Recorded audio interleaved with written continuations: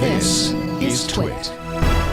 This is from a telecom company in Japan who has a robot called Pepper, and the company is called Softbank, and I guess they've been into the robotics industry now for a while, but now they have a robot that's actually pretty affordable. It costs about $2,000, will be available next year, and not only will this robot understand what you're saying for the most part in terms of understanding about 4,500 Japanese words, but the robot will also understand if there's a certain tone to its master's voice, and it will react to that as well. So it's a robot that also works with a bunch of different apps, kind of like a home, I don't want to say servant, maybe more of an assistant or a friend for people.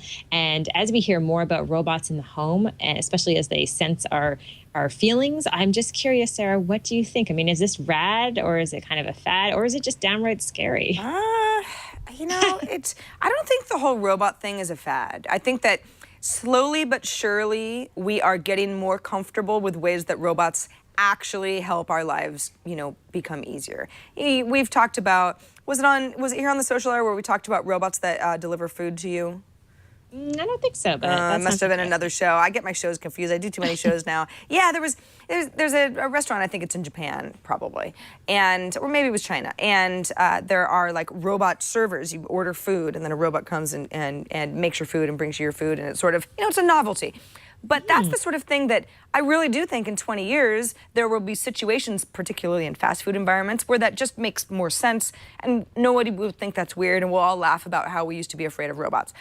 But I think that the whole kind of companionship type thing is, it's not insignificant. I think that there is a need that people have for that sort of thing. Did you see the movie Her? That was that was more of a software program, but it's kind of the 6%. same idea, where it's you have companionship from something that is not a human, but you can sort of have the same feelings towards that companion that you would.